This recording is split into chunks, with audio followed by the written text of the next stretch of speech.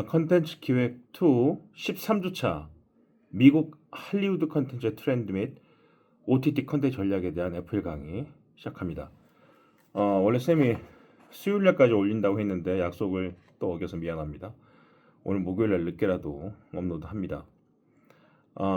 이미 문자로는 단톡방에 13주차 주제에 대해서 공유도 하고, 특히 또 이번에 선생님이 이 애플 강의 늦어진 이유 중에 하나가 디즈니가 20일과 21일 그러니까 어제와 오늘이죠. 싱가포르에서 앞으로 월트 디즈니 컴퍼니가 해야 될 컨텐츠의 전략들, 그리고 디즈니 플러스의 OTT 컨텐츠들을 어떻게 만들어서 발표하겠다라는, 어떻게 보면 아주 거대한 컨텐츠 기획을 이벤트성으로 발표했습니다.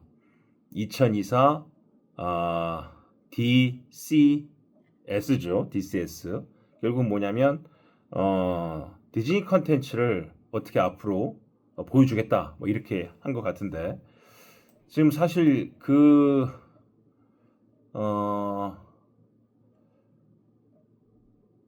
이 디즈니가 내고 있는 디즈니 컨텐츠 쇼케이스 2024에서 발표된 여러 가지 전략들을 본다면, 특히나 월트 디즈니가 가지고 있는 헐리우드의 전략이 이제 이 아시아 태평양 지역, 특히 동아시아권, 그것도 한국과 일본을 중심으로 중국과 또 중국어권 국가들 내 구독 경제를 어떻게 자극해서 회원수를 늘릴 것인가에 집중되고 있는 것 같습니다. 어쩜 우리가 13주차에 그 공부를 하는지를 디즈니가 이미 알았나 봐요. 우리가 딱 공부할 시점에 애들이 내년 쇼케이스를 먼저 보여줘서 아주 좋은 엑사이즈가 되고 있습니다. 저는 여러분들이 이번에 20일과 21일 선생님이 지금 4개의 기사를 업로드했는데, 그건 아주 기본적인 기사에 불과하고요. 보다 더 다양하게 분석한 기사들이 아주 많습니다. 적극적으로 찾아서 디즈니가 가지고 있는 앞으로 보여줄 컨텐츠의 기획들이 과연 이 헐리우드 컨텐츠들의 어떤 새로운 비상구 또 도약점을 볼 수 있지 않을까. 사실 디즈니가 늘 우리가 비판했던 거는 이제 PC였죠. Political Correctness. 그러니까 다시 말하면 정치적 올바름에 너무 집중하다 보니까 이 독자들과 관객들 너무 가르치려고 한다, 선도하려고 한다, 강요하려고 한다, 이런 비판 때문에 지금 컨텐츠가 되게 어려워하고 실패를 했는데, 사실 올해는 2024년도는 다 어려운 헐리우드 영화 중에서 한국은 정말 더 어려웠고, 디즈니가 만든 것들은 흥행에 아주 성공했습니다. 그래서 지금 제가 파악한 자료로는 2024년도 헐리우드의 영화사 매출 중에서 월트 디즈니사가 최고점을 찍었다고 합니다. 뭐 애니메이션도 다 성공했고 실사 영화들도 만만치 않은 경쟁력을 보여서 이 어려운 전 세계 영화계에서 디즈니가 꿋꿋하게 현금을 좀 모았던 것 같고, 그 현금 모았던 거를 내년부터 보여줄, 이미 또 올해도 만들어 놨었죠. OTT 한국에서 시작된 웹툰 원작 드라마, 특히 이 강풀 원작의 조명과의 같은 이런 드라마부터 시작해서 일본 만화 원작까지 전부 다 이런 것들을 어떻게 애니메이션과 드라마로 만들 것인지 디즈니가 철저한 준비를 하고 있다는 것을 이번 2024 DCS에서 보여줬습니다. 자료를 잘 검토하시고 13주차 이 할리우드 컨텐츠가 우리에게 어떠한 또 지향점과 전략을 시사할 수 있는지에 대해서 같이 고민해보고 토론해봅시다. 지피한 캠퍼스에 올라가 있는 연구문제 5개도 잘 검토해 보시고, 또 쌤이 이미 올려놓은 FL 강의의 PPT 파일도 다시 한번 점검해 보시기 바랍니다. 어떤 주보다도 좀 다양한 전략들이 많이 제시되어 있지요. 사실 헐리우드는 미국의 3대 전략 중에 하나입니다. 아시죠? 미국의 3대 전략이 뭡니까? 하나는 금융이죠. 월스트리트를 중심으로 한 이 달러 본위 시장 경제. 원래는 이제 영국이 가지고 있었던 파운드죠. 영국 파운드라는 영국 화폐의 전 세계의 파운드 본위 경제, 영국 달러의 본위 경제에서는 사실은 영국 돈의 본위 경제에서 나온 게 이제 70년의 세계 일주, 이게 뭐 80년의 세계 일주인가? 그 세계 일주를 할 수 있었던 이야기. 그게 뭐냐면 그 영국의 돈으로 전 세계가 무역이 가능했기 때문에 세계 일주를 할 수 있었던 소설이 나온 거예요. 근데 지금은 이제 제2차 세계대전을 끝나고 나서 미국이 가장 강력한 국가가 됐고 이 달러 본위의 시장으로 재편되면서 지금은 미국의 월스트리트를 중심으로 한 나스닥 시장들, 또 미국의 주식 시장들, 달러를 지들이 찍어서 전 세계 경제를 자기들이 기획을 하고 있기 때문에 미국 중심의 경제 시스템을 끌고 나가는 금융시장이 미국 첫 번째 무기입니다. 두 번째 무기가 이제 진짜 무기들, 다시 말하면 이제 군수 산업이죠. 탱크와 미사일과 잠수함과 비행기를 가장 잘 만들고 최고로 만들고 있는, 이번에 뭐 트럼프 대통령 되자마자 우리나라에 조선소역이라면서 해군 함정을 수리와 새로 만드는 것들을 부탁하고 있다는 그 이유가 중국이 지금 미국보다 이 구축함, 다시 말하면 군함이 수가 더 많아져 버렸어요. 전 세계 대서양과 태평양 등 인도양 등 큰 바다를 다스려야 되는 이 미국의 입장에서는 자존심 상할 수밖에 없죠. 근데 미국이 가지고 있는 조선소가 많이 조선 산업이 쭉 쇠락해서 인건비 너무 많이 올라가고 공장들이 잘 안 돌아오고 해서 군함을 만드는 비용이 너무 많이 들고 수리하는데 시간이 너무 많이 걸린다. 항공모함 한 대 들어 몇 년씩 고치고 있는 거야. 근데 우리나라가 이제 중국과 경쟁력이 전 세계 조선소 1등이기 때문에 한국의 조선소들이 좀 군함 좀 많이 만들어주고 항공모함이나 이런 군함의 수리에 대해서 부탁하려고 트럼프가 전화를 했다. 그 정도로 급한 겁니다, 미국이. 이런 것처럼 미국의 군수 산업이 전 세계를 좌지우지하고 있는 거대한 무기 산업의 1등이라는 거죠. 금융과 군수 산업, 그리고 세 번째가 바로 이 영화 산업입니다. 영상 산업이죠. 헐리우드가 중심이 된. 그래서 사실 오스카상 같이 1930년에 시작된 아카데미상, 진짜 영어로는 오스카상이죠. 오스카 프라이즈. 이 오스카 프라이즈가 사실은 뭐 미국 영화를 전 세계에 팔겠다라는 일종의 견본 시장 역할도 하지만 영화를 중심으로 한 영상 전반야, 우리가 말하는 뭐 애니메이션과 시각 효과와 다양한 그 장르의 영상 산업의 일종의 그 아이템을 선점하고 앞으로 어떻게 그 영상 산업들이 만들어야 되겠는가에 대한 모토를 제시하는 게 매년 초에 하는 오스카 프라이즈입니다.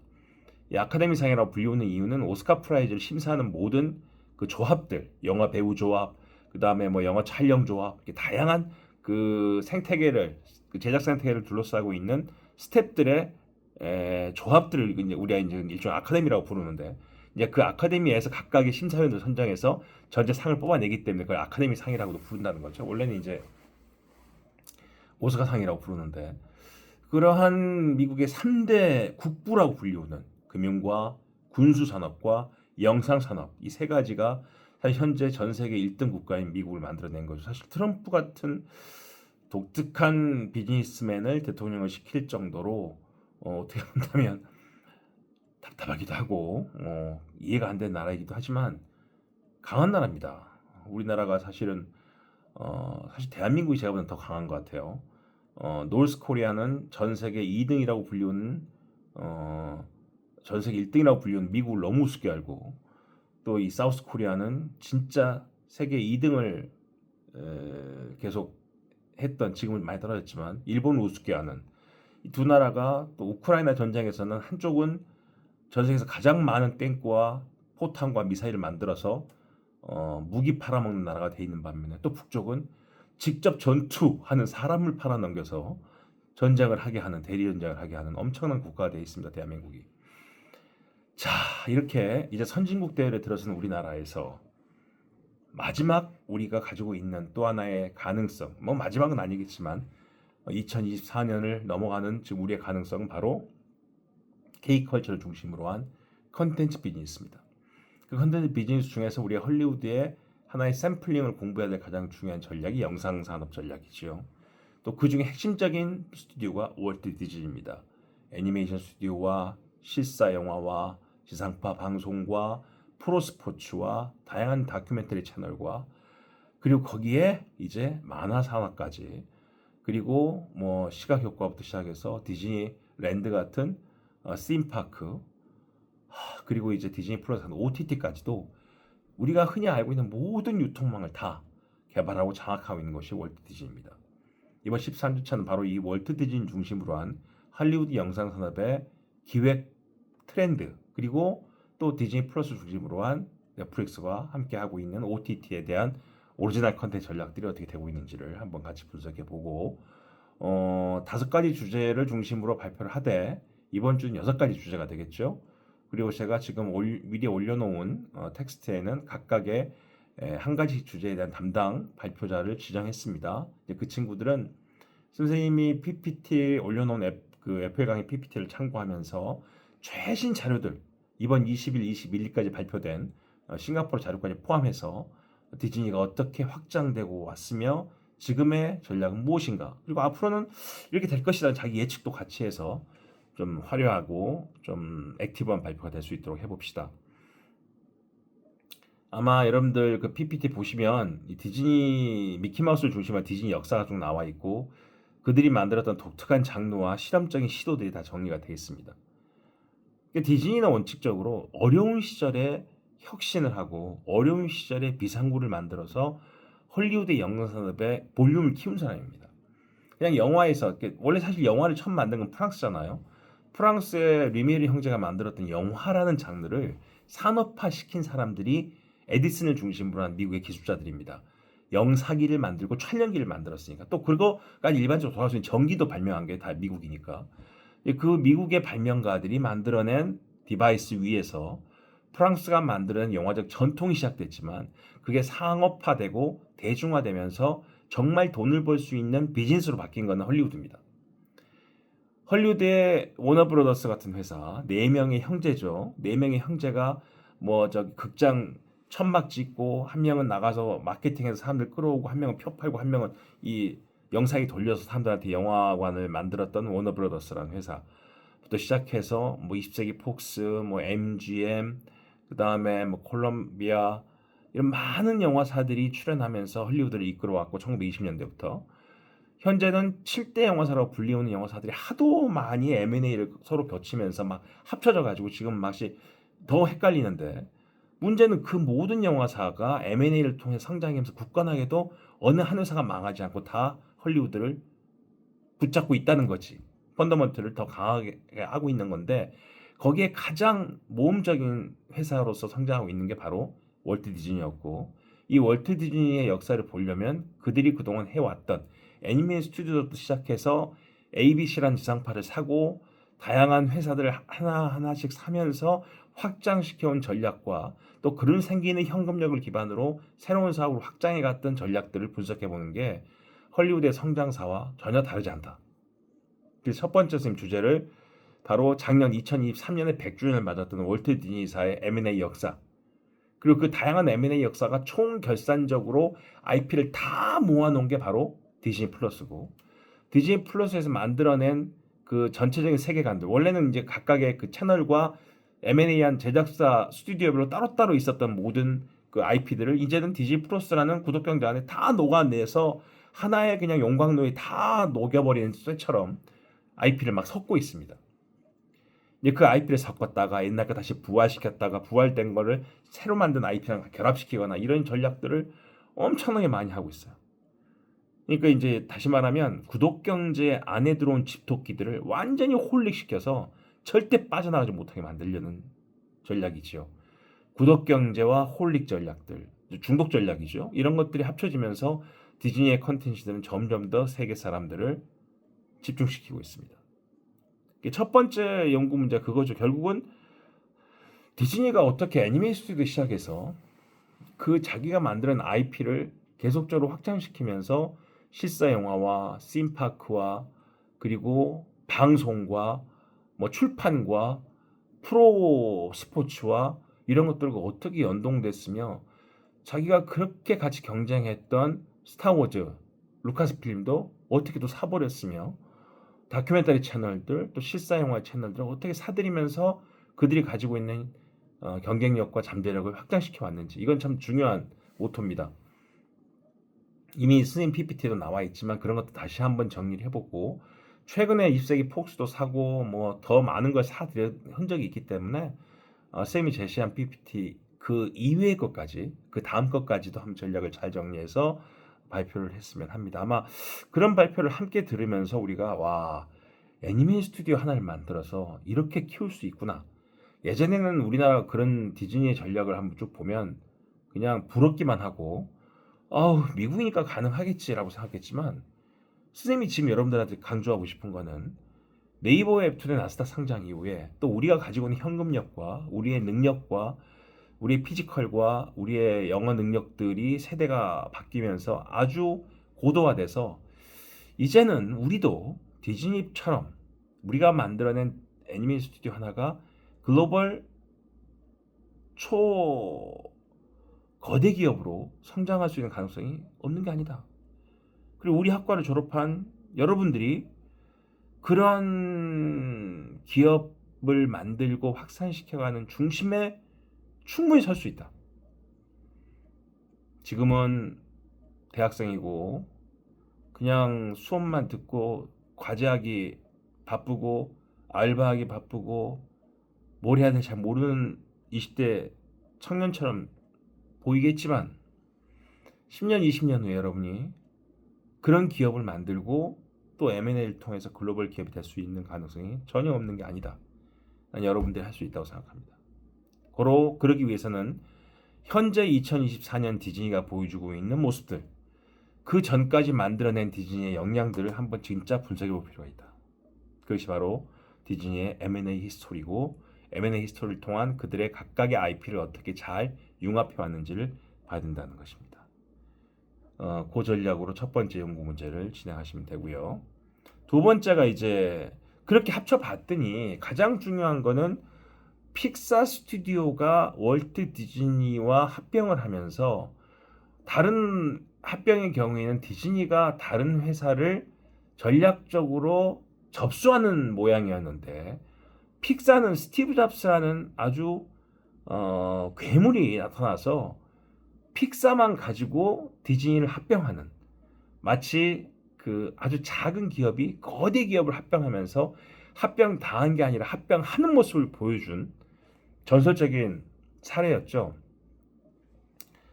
100년 가까이 된 디즈니와 몇십 년 안 된 픽사가 합병하면서 주식 스와핑을 맞교환을 1대1로 했다라는 것은 말도 안 되는 이야기거든요.